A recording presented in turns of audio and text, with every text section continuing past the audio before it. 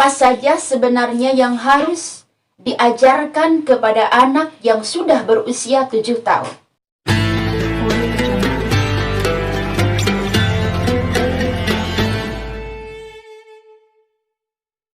Apa saja sebenarnya yang harus diajarkan kepada anak yang sudah berusia 7 tahun? Selain memerintahkan sholat, saya akan mengulas perkataan ulama yang disebutkan di dalam kitab Fathul Mu'in halaman 25 dengan redaksi wa awwal wajibin hatta 'alal amri bis shalah 'alal abai summa 'ala man marra ta'limuhu anna nabiyyana Muhammadan sallallahu alaihi wasallam bu'itsa bi Makkah wa wulida biha wa dufina bil Madinah wa mata biha wa huwa min Quraisy wasmu abihi Abdillah. Al-ilah. Ada perkataan sebagian ulama yang mengatakan bahwa yang pertama wajib dilaksanakan oleh orang tua terhadap anak yang berusia 7 tahun. Sebelum memerintahkan sholat,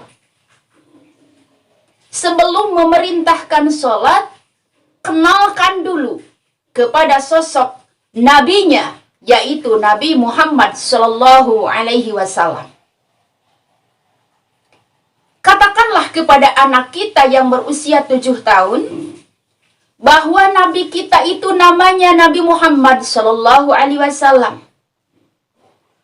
Nabi Muhammad dilahirkan di Makkah dan diutus di negara Makkah.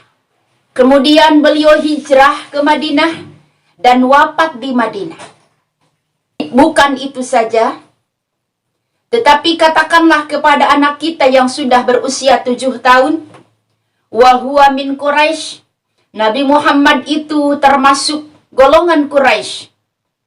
Wasmu abihi Abdullah, beritahu anak kita bahwa ayahnya Nabi Muhammad bernama Abdullah dan ibunya bernama Siti Aminah.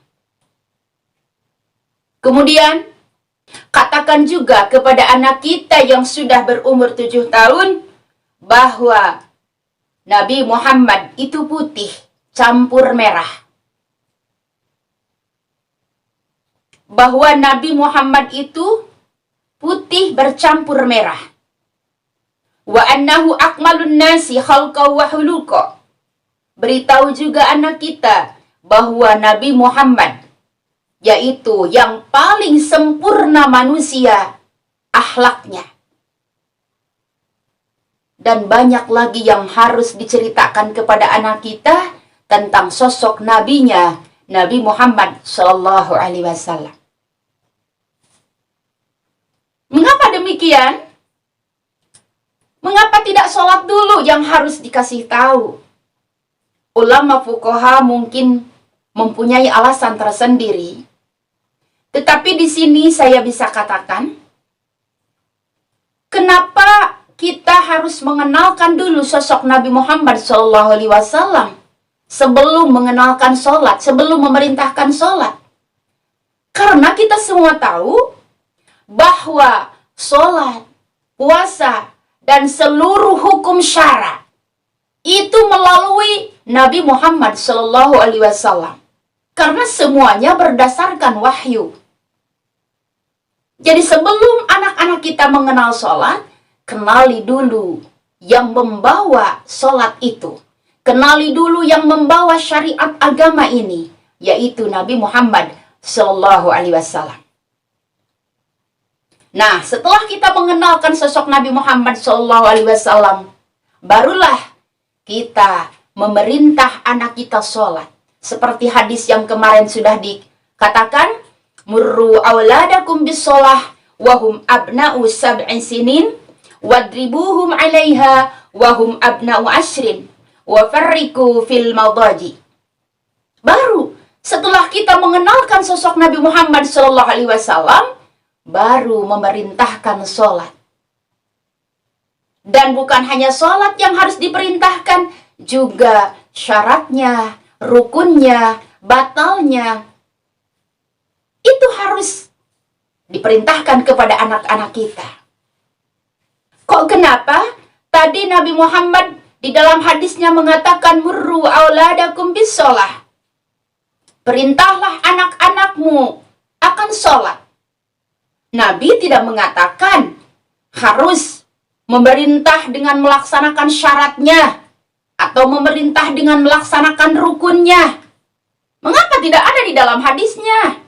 Kok kita sholat? Kok kita harus memerintah kepada anak untuk melaksanakan juga syaratnya, melaksanakan juga rukunnya? Kenapa demikian? Karena di dalam fikih itu selalu berkaitan dengan usul fikih. Kata usul fikih, wal amru bi ijabil fi'li amrun bihi wa bima la yatimul fi'lu illa bihi. Artinya memerintah untuk mewujudkan sesuatu pekerjaan juga sekaligus memerintah sesuatu yang akan membuat sempurna pekerjaan itu. Memerintah sholat berarti sama dengan menyuruh syaratnya juga yang akan menjadi pengesahan sholat itu. Atau ada kata lain, al-amru bisyai' amrun biwasailihi. Memerintah sesuatu sama dengan memerintah wasailnya, komponennya sesuatu itu. Jadi mungkin sekarang Bunda paham mengapa di dalam hadisnya Rasulullah tidak memerintahkan sholat dengan syaratnya, dengan rukunnya, tetapi hanya murru auladakum bis sholah. Hanya itu saja. Mungkin sekarang Bunda paham. Nah, sekarang masalahnya bagaimana kalau anak-anak kita itu umur 7 tahun tidak mau sholat? Padahal kita sudah memerintahnya. Maka para orang tua sekalian harus memerintah dengan at-tahdid, dengan sedikit penekanan, atau bisa dikatakan menakut-nakuti. Misalkan, ayo nak sholat. Gak mau gak mau sholat, kata anak. Maka kata Bunda, awas lo, kalau gak sholat gak dibelikan es krim. Atau kalau gak sholat nanti gak diajak rekreasi. Atau apa saja. Bagi anak yang berusia 7 tahun. Lalu bagaimana kalau anak yang kita perintah itu sudah umur 10 tahun? Maka di samping harus memerintah, juga harus wadribuhu. Kata Rasul nih. Bukan kata saya, tetapi kata Rasul di dalam hadis tadi, wadribuhum alaiha. Pukullah mereka. Pukullah anak kita apabila tidak melaksanakan sholat padahal umurnya sudah 10 tahun. Tetapi ulama ahli fuqaha lagi-lagi menjelaskan hadis wadribuhum tadi darban ghairu mubarrih, dengan pukulan yang tidak membuat memar, yang tidak membuat sakit pada anak. Karena apa? Karena di sini bukan untuk penyiksaan, tetapi di sini hanya untuk memberikan efek jerak kepada anak supaya mau sholat. Jadi kalaupun ada perintah Rasul untuk memukul, bukan berarti melukai, bukan berarti untuk menyakiti badannya, cuma hanya sekedar supaya dia mau melaksanakan sholat itu.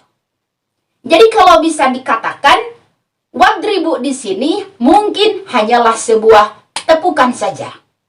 Itu pun tidak boleh di wajah, tidak boleh di badannya. Tetapi tepukan itu bisa dilaksanakan di telapak tangannya atau di betisnya. Jadi sekali lagi, bukan untuk memukul anak, tetapi hanya memberi sebuah tepukan saja. Mungkin seperti ini, yang tidak membuat memar, dan tidak membuat anak sakit. Mengapa demikian? Ini sudah jelas perintah Rasulullah Shallallahu Alaihi Wasallam, dan kita semua tahu Rasul itu penyayang. Tidak mungkin Rasul membuat satu perintah yang merugikan, terutama merugikan anak kecil. Kenapa demikian? Karena supaya anak tersebut membiasakan untuk melaksanakan sholat, untuk melaksanakan semua perintah agama. Lalu bagaimana kalau anak kita nih sudah dipukul, sudah ditepuk maksudnya betisnya, tapi nggak mau sholat? Sudah, jangan dipukul lebih keras lagi, jangan. Bahkan kita kejar-kejar untuk kita jewer atau kita pukul, itu jangan. Karena ulama fuqaha mengatakan apabila tepukan tadi tidak efektif untuk membuat anak yang umur 10 tahun sholat, maka tarokahuma, tinggalkanlah. Tinggalkanlah tepukan yang tidak keras tadi, apalagi tepukan yang sangat keras yang membuat anak sakit. Tinggalkanlah, biarkanlah. Jangan dilakukan. Cukup kita hanya memerintah saja, walaupun anak tadi sudah usia 10 tahun, apabila tepukan tidak membuat anak kita jerah, tidak membuat anak kita melaksanakan perintah sholat. Mungkin sekarang para orang tua, para calon orang tua sudah agak-agak rada jelas gitu untuk mendidik anak-anak kita. Nah, kalau sudah merasa jelas, mari kita lanjutkan, Bunda. Bagaimana kalau kata Bunda, anak saya memang mau sholat, tapi mereka belum punya ilmunya. Mereka tidak tahu tentang sholat, mereka tidak tahu tentang wudhu, berapa pardunya, berapa batalnya, tidak tahu berapa rukun sholat, syarat sholat, batal sholat juga nggak tahu. Maka di sini Bunda, para orang tua bukan saja menyuruh, tetapi juga harus mendidik. Jadi berbarengan. Kita menyuruh sholat jangan berhenti, juga kita harus mengajarkan tata cara sholat, baik itu rukunnya, syaratnya, batalnya, jadi berbarengan. Diperintah terus dan sambil kita memberi pelajaran kepada anak kita. Kata siapa tuh? Kata baginda Rasulullah Shallallahu Alaihi Wasallam di dalam hadisnya, yang diriwayatkan oleh Imam Abu Dawud dan Imam Tirmidzi. Hadisnya hadis hasan dengan redaksi yang berbunyi, Alimu as-sabi as-salah li sab'i sinin wadribuhu 'alaiha ibna 10 sinin. Alimu berarti kamu semua harus mengajarkan. Kamu semua harus memberitahu tentang as-salah, tentang sholat, berapa rukunnya, berapa syaratnya, berapa batalnya. Itu tugas orang tua. Tugas Bunda sekalian untuk mengajarkan anak-anak kita. Lalu sebenarnya apa tujuannya? Ketika umur 7 tahun wajib diperintah, ketika 10 tahun dan belum balik, wajib ada sedikit pukulan. Apa tujuan dari semua ini? Apa tujuan dari hadis ini? Para ulama mengatakan, at-tamrinu 'alal ibadah liyata'awwadaha fala yatrukuha. Insyaallah.